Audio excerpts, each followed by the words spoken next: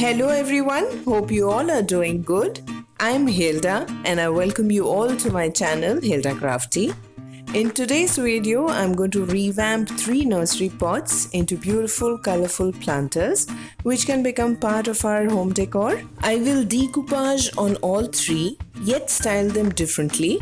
So without wasting any time, let's get started with the video. I'm taking these 3 pots and first use Gesso on them. You can use any brand from the market. I'm using homemade Gesso. I have a video on this, link in the description box and in the I button above. Do have a look.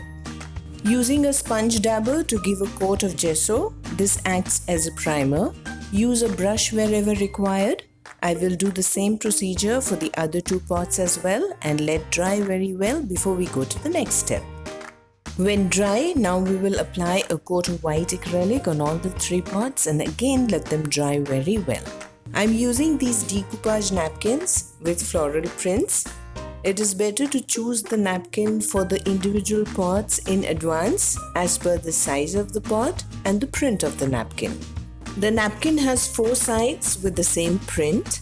We will cut one side with a scissor. We will remove the 2 plies at the back of the napkin and just use the printed ply.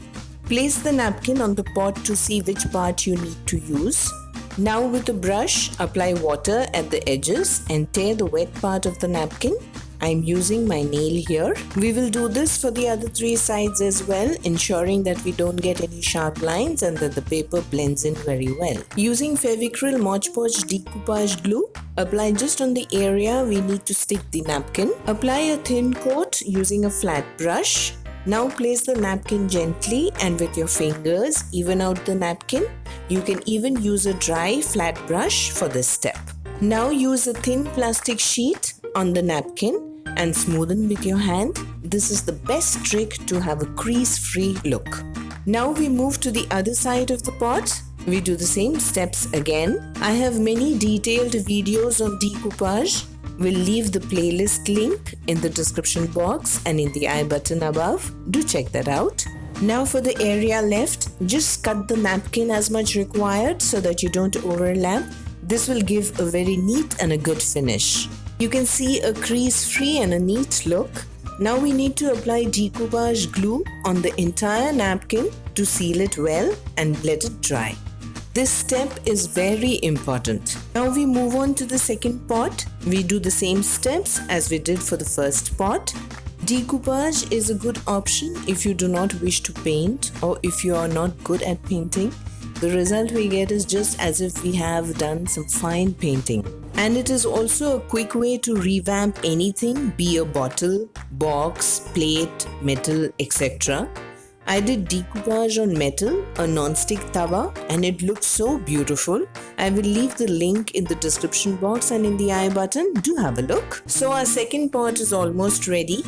And now we move on to the third pot. This pot is a little bigger in size than the other 2 and it almost used most of the napkin. Now you may want to know why I used white acrylic for the base. Reason being, all the 3 napkins have a white base, so it helps the print to pop. Here you can see I'm using a dry brush to smoothen the napkin as I mentioned earlier. Now the area left has V shape, so we will cut the napkin accordingly. These pots can be lovely gifts for friends and they will not come to know unless told that it's the nursery pot that has been given a makeover. And of course, handmade gifts are always precious. So maybe this Diwali you can gift a friend one. Now we let the pots dry before we move on to the next step. Now to color the rim of the pots. For this one, I'm picking colors which are already present in the napkin. Red, orange, a hint of brown and blending well. For the second pot, teal blue and green and blend well.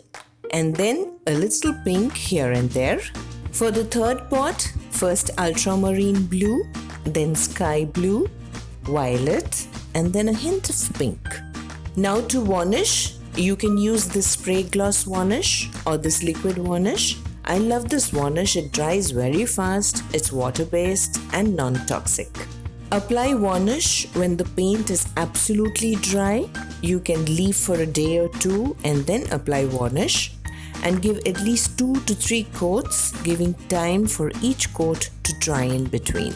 This varnish looks white at first, but when it dries, it gives a lovely gloss finish. Now using this jute rope, I had made holes 2 on each side for this pot.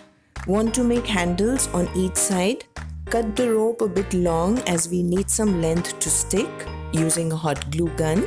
Just press the rope a bit so it sticks well to the pot. Now we will stick the handle on the rim as well from outside to secure it. Use clothespin on all 4 and leave for some time and then remove. Now the pot looks like a beautiful basket with handles. For the second, I made holes, 1 on each side of the pot. We do the same procedure here. You need to make holes before you start the project. I used a screwdriver on gas stove to do this. Make sure the hole is big enough for the rope to pass through.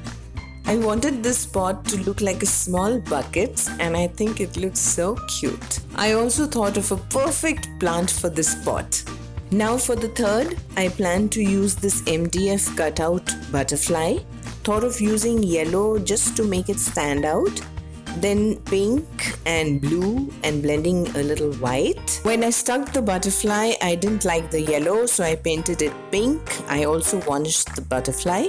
For the first pot, using Schefflera variegated variety, and this plant just looks amazing in this basket pot. Most items used for this project are from Itsy Bitsy. To buy anything online, you can use my coupon code HILDA5 to get additional 5% discount, link in the description box below. For this pot, placed variegated spider plant and used the jute rope handle to tie the pups on it with a thread, so it gives a lovely look to the pot. And for the last one, placed a fern, making sure the butterfly can be seen.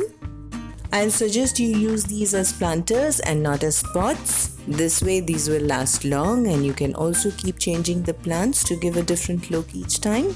You can even add artificial flowers or plants if you're not good with plants. So this is all for today. I hope you enjoyed this video just as much as I did making it. Do let me know which one is your favorite. I hope you will make one for your loved ones and gift on Diwali. Let's reuse and repurpose as much as we can and save the environment.